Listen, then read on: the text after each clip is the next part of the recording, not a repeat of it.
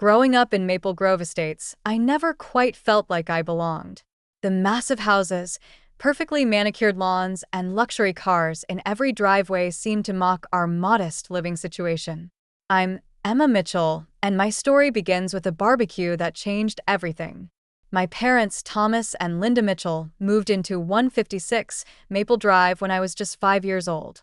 Back then, the neighborhood was different, warmer, more welcoming.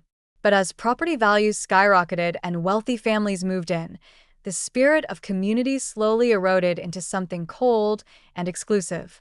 Our house stood out like a sore thumb. While others renovated and expanded, we maintained our simple two-story home the best we could. Dad worked as a high school teacher and Mom ran a small flower shop downtown. We weren't poor, but compared to our neighbors, we might as well have been living in poverty. Sarah Henderson, who lived in the mansion next door, never missed an opportunity to remind us of our place in the social hierarchy.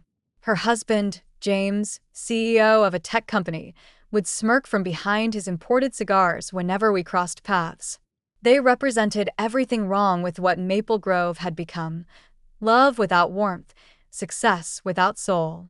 The annual neighborhood barbecue had always been a tradition dating back decades. This year, it was the Hendersons' turn to host. Mom didn't want to go, but Dad insisted we maintain appearances. "We have as much right to be here as anyone else," he said, straightening his collar in the mirror. If only he knew how right he was. That afternoon, I helped Mom prepare her famous potato salad. "Maybe this year will be different," she said, but her voice lacked conviction. I nodded, not believing it either. As we walked next door, carrying our contribution to the potluck, I couldn't shake the feeling that something significant was about to happen.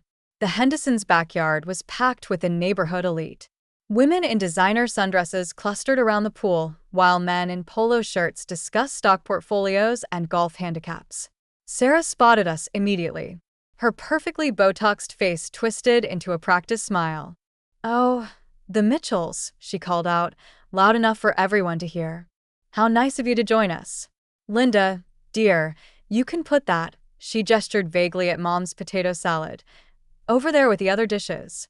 I watched Mom's face flush as she placed her carefully prepared dish among the catered spreads. Dad squeezed her hand, but I could see the hurt in his eyes. We found seats at an empty table near the edge of the party.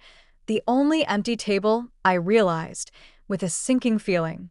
As the afternoon wore on, the subtle jabs became more frequent and less subtle.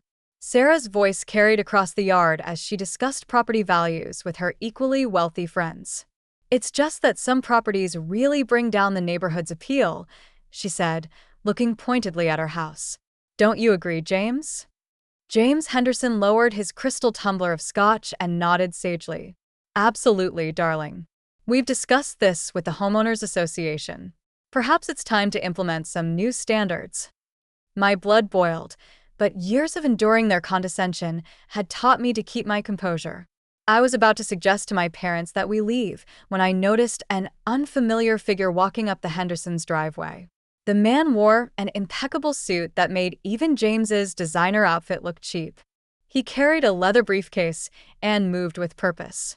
As he approached the gathering, conversations quieted and heads turned.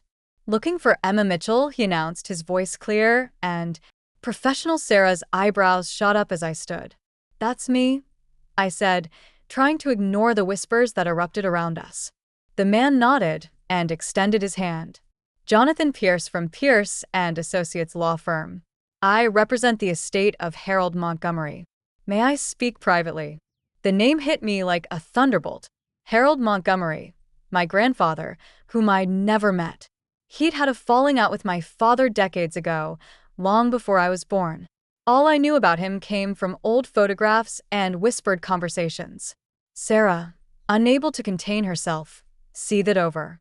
"Now, surely any business can wait until after our little gathering," she said, placing herself between me and Mr. Pierce.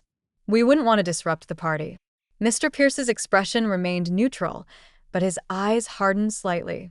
"I'm afraid this matter is rather urgent, Mrs. Henderson, or should I say, tenant." The word hung in the air like smoke. Sarah's perfect smile faltered. "I beg your pardon," she said. "Perhaps we should all sit down," Mr. Pierce suggested, opening his briefcase. "This concerns the entire neighborhood." The next few minutes felt surreal as Mr. Pierce explained that my grandfather, Harold Montgomery, had been the actual owner of all of Maple Grove Estates. He purchased the land decades ago but chose to live elsewhere, allowing a management company to handle the properties. The Hendersons, like everyone else, had been renting from him all these years through a complex network of shell companies. "Your grandfather passed away last month," Mr. Pierce continued, addressing me directly.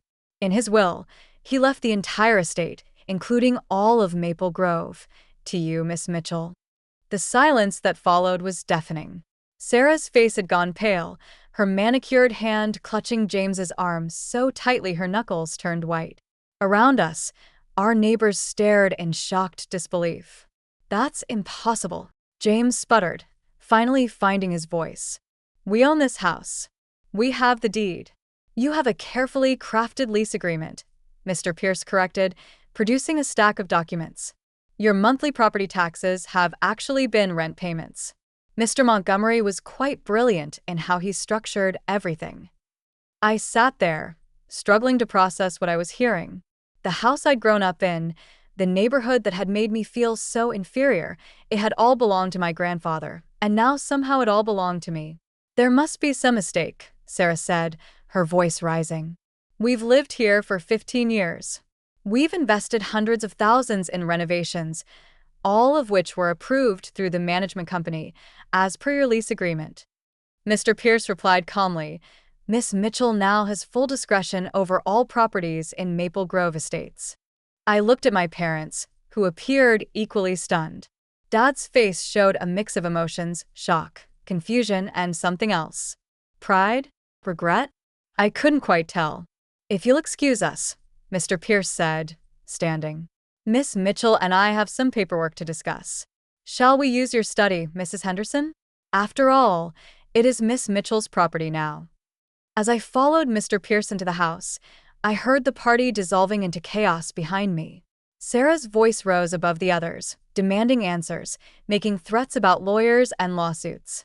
But for the first time in my life, her words had no power over me. Inside the Henderson study, Mr. Pierce laid out the full scope of my inheritance. The neighborhood was just the beginning. There were other properties, investments, and accounts I needed to know about. But my mind kept returning to one detail. "Did he know?" I asked suddenly, my voice tight. "My grandfather, did he know how they treated us?" Mr. Pierce's expression softened slightly. "Mr. Montgomery had eyes and ears everywhere, Miss Mitchell. He watched you grow up from afar, saw how you and your parents handled adversity with grace. In his final years, he spoke often of how proud he was of the family you had become."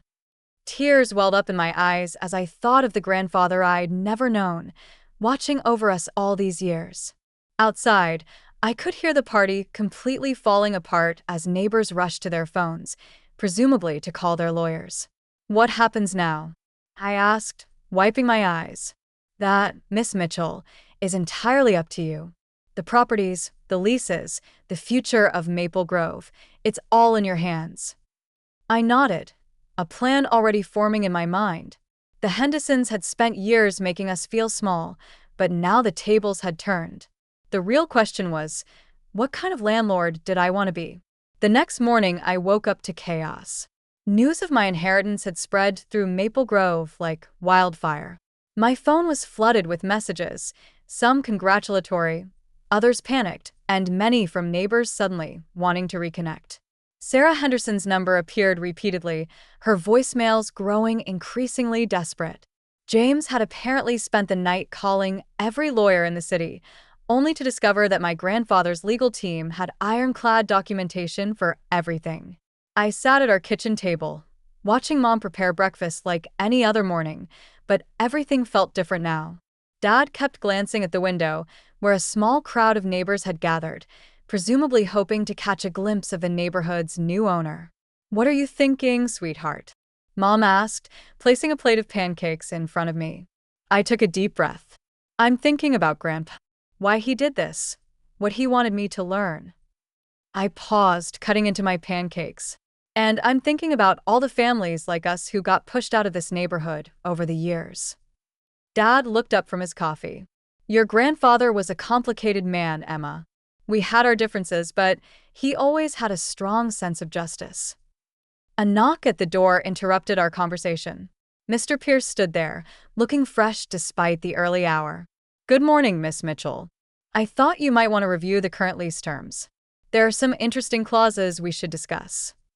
As we went through the documents, a picture emerged that made me smile. My grandfather hadn't just been a shrewd businessman. He'd been playing a long game. The leases all contained provisions that gave the owner extraordinary control over rental terms and community standards. So, I said, looking up from a particularly interesting clause, I could essentially rewrite the entire rental agreement with proper notice? Yes, Mr. Pierce confirmed. Your grandfather ensured maximum flexibility for the property owner. I spent the next few hours drafting new terms with Mr. Pierce's help. By afternoon, we had everything ready. I called for a mandatory community meeting at the neighborhood clubhouse, another property I now owned. The clubhouse was packed that evening. Every resident of Maple Grove had shown up, their faces a mix of worry and curiosity. Sarah and James Henderson sat in the front row, trying to maintain their usual air of superiority despite their obvious distress. Thank you all for coming, I began, standing at the podium. As you've heard, I'm now your landlord. I've spent the day reviewing everyone's lease agreements, and I decided to make some changes. A murmur ran through the crowd. Sarah's hand shot up immediately, but I continued speaking. First, all current rents will be adjusted based on a fair market value assessment, not the inflated rates many of you have been paying. Second, I'm establishing a community board that will include representatives from all income levels. And third, I paused, making eye contact with Sarah. Any form of discrimination or harassment based on economic status will result in immediate lease termination. The room erupted. James Henderson jumped to his feet. This is outrageous. You can't just change everything overnight. We have rights. Actually, Mr. Henderson, Mr. Pierce interjected smoothly. According to your lease agreement, she can. Would you like to review the terms you signed 15 years ago? As James sputtered, I continued. I'm not interested in revenge. What I want is to restore this neighborhood to what it was meant to be, a community where people of different backgrounds can live. Together with respect, I pulled out another document. This brings me to the Hendersons, I said, looking directly at Sarah and James. I've reviewed the numerous complaints against you from other residents, the hostile environment you've created, the discriminatory comments, the attempts to force out families who don't meet your standards. It all violates your lease terms. Sarah's face had gone from red to white. You wouldn't dare. I'm exercising my right to terminate your lease, effective immediately. You have 30 days to vacate the property. The silence that followed was broken by a small sound. Someone was clapping. Then another person joined in and another. Soon, half the room was applauding.